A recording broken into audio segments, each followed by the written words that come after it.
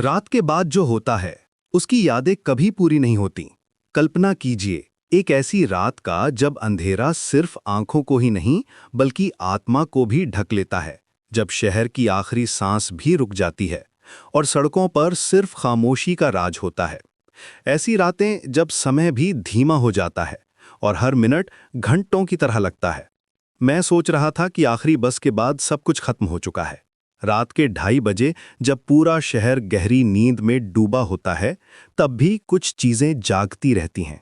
कुछ ऐसी चीजें जिनका अस्तित्व दिन के उजाले में नहीं होता।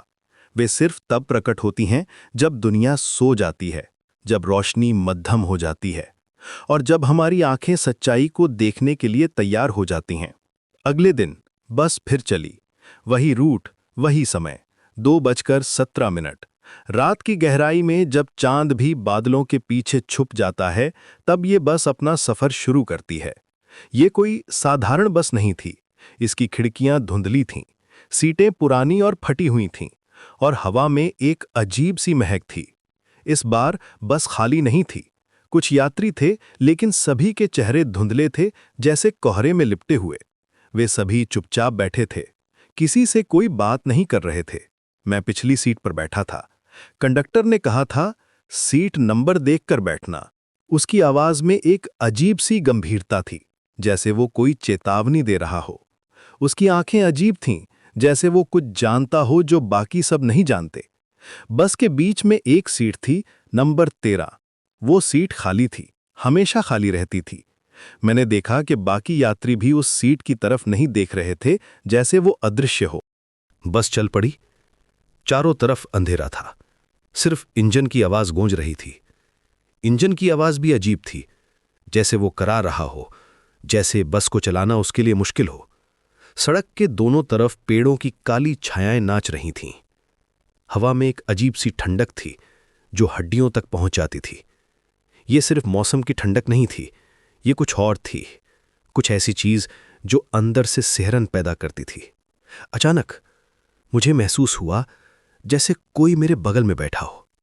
एक अजीब सा एहसास, जैसे कोई मुझे देख रहा हो। यह एहसास इतना तीव्र था कि मेरी गर्दन के बाल खड़े हो गए।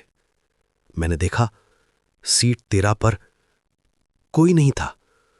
फिर भी सीट धीरे से दब रही थी, जैसे किसी का वजन हो, जैसे कोई अदृश्य यात्री वहां बैठा हो। सीट का कुशन धीरे धीरे नीचे दबता जा रहा था, बिल्कुल वैसे जैसे कोई व्यक्ति बैठता है।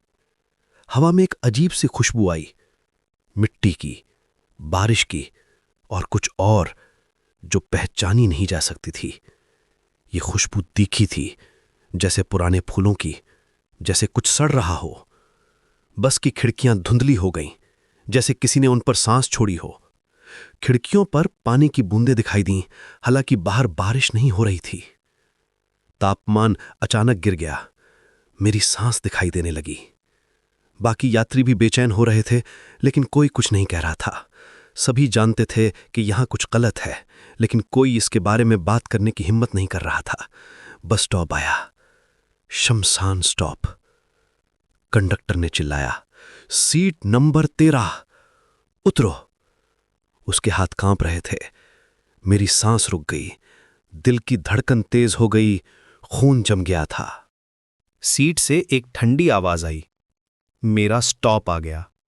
वो आवाज इतनी धीमी थी कि लगता था जैसे हवा ही बोल रही हो, इतनी ठंडी कि रीढ़ की हड्डी में सिहरन दौड़ गई। आवाज में दुख था, जैसे कोई बहुत लंबे समय से इंतजार कर रहा हो। बस रुक गई, दरवाजा खुला, किसी के पैर उतरने की आवाज आई, धीमी मध्यम आवाज, जैसे कोई बहुत सावधानी से कदम रख रहा हो।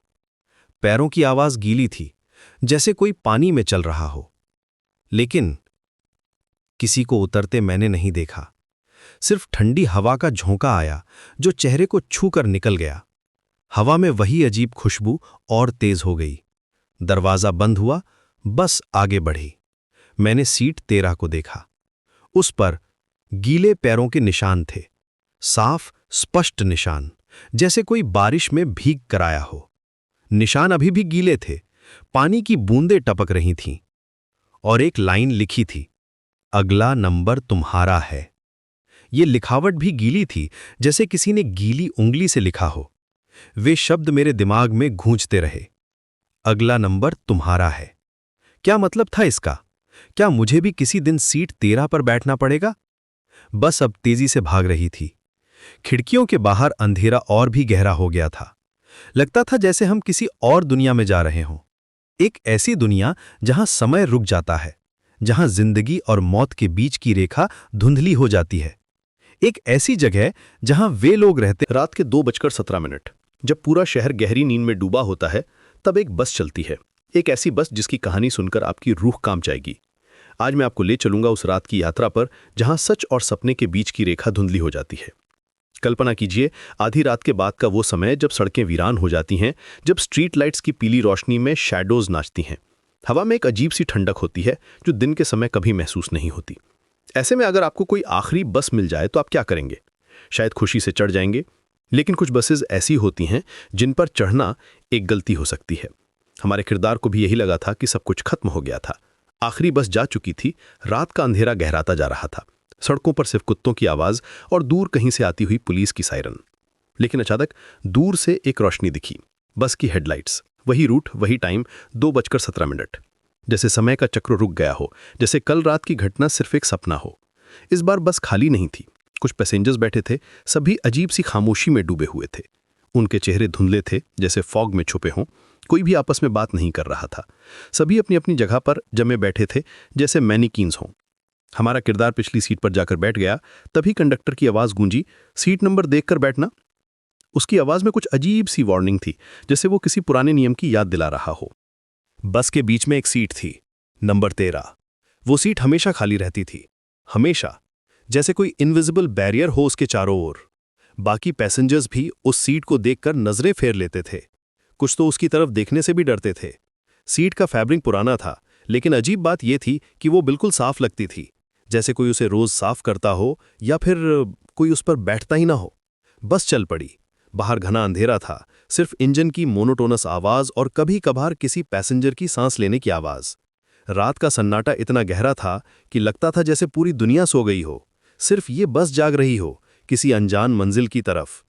खिड़की से बाहर देखने पर सिर्फ अंधेरे में डूबे पेड़ और कभी कभार कोई टूटा हुआ स्ट्रीट लाइट दिखता था। अचानक हमारे किरदार को महसूस हुआ जैसे कोई उसके बगल में बैठा हो। एक अजीब सी ठंडक, एक प्रेजेंस जो दिखाई नहीं दे रही थी लेकिन महसूस हो रही थी, जैसे कोई उसे घूर रहा हो। उसकी गर्दन के बाल खड़े हो गए। उसने घबराकर सीट 13 की तरफ देखा। वहां कोई नहीं था, बिल्कुल कोई नहीं। लेकिन फिर कुछ अजीब हुआ। सीट 13 धीरे धीरे दबने लगी, जैसे कोई इनविजिबल वेट हो, जैसे कोई बैठा हो लेकिन दिखाई ना दे रहा हो। स्प्रिंग्स की आवाज साफ सुनाई दे रही थी। कुशन दब रहा था, लेकिन वहां कुछ भी नजर नहीं आ रहा था। आर्मरेस्ट भी हल्का सा झुक गया था, जैसे कोई उस पर हाथ रखे हो। हवा में एक अजीब सी खुशबू फैल गई, मिट्टी की खुशबू, गीली मिट्टी की, जैसे बारिश के बाद कब्रिस्तान से आती है। साथ में कुछ और भी था, जैसे पुराने कपड़ों की गंध। टेम्परेचर अचानक गिर गया। सभी पैसेंजर्स की सांसें भाप बनकर निकलने लगीं। कुछ लोग अपने कपड़े कसकर पकड़ने लगे। तभी बस रुकी, एक स्टॉप पर, जिसका नाम था शमशान स्टॉप, कब्रिस्तान का स्टॉप। बोर्ड पर लिखा था, लेकिन अक्षर धुंधले हो गए थे। कंडक्टर की आवाज गूंजी, लेकिन इस बार उसकी आवाज कांप रही थी। सीट नंबर 13, उतरो। उसके शब्द हवा में लटक गए, जैसे एको हो। सन्नाटा, पूरी बस में सन्नाटा। हमारे किरदार की सांस रुक गई। दिल की धड़कन इतनी तेज हो गई कि लगा जैसे बाहर निकल आएगी। सभी पैसेंजर्स डर से कांप रहे थे। कुछ ने अपनी आंखें बंद कर लीं। तभी सीट 13 से एक आवाज आई, एक ठंडी, कांपती हुई आवाज। मेरा स्टॉप आ गया। आवाज इतनी धीमी थी कि लगा जैसे हवा में घुल रही हो, लेकिन हर किसी ने सुनी थी। हर किसी की रूह कांप गई थी। आवाज में कुछ था, जैसे बहुत पुरानी हो, जैसे सालों से वो यही शब्द दोहराती आ रही हो। बस का दरवाजा खुला, हाइड्रोलिक्स की आवाज, ईज। फिर फुटस्टेप्स की आवाज, धीमे भारी कदम, जैसे कोई उतर रहा हो, लेकिन कोई दिखाई नहीं दे रहा था। सिर्फ आवाज, सिर्फ प्रेजेंस। स्टेप्स की आवाज बस से बाहर निकलकर सड़क पर गूंजी, फिर धीरे धीरे फेड हो गई। दरवाजा बंद हुआ, बस आगे बढ़ी। हमारे किरदार ने हिम्मत करके सीट 13 को देखा। वहां गीले पैरों के निशान थे। पानी की बूंदें टपक रही थीं, फैब्रिक पर गीले पैचेस बन गए थे और सीट पर धुंधले अक्षरों में लिखा था, अगला नंबर तुम्हारा है। अक्षर जैसे जैसे वो देख रहा था वैसे वैसे साफ होते जा रहे थे।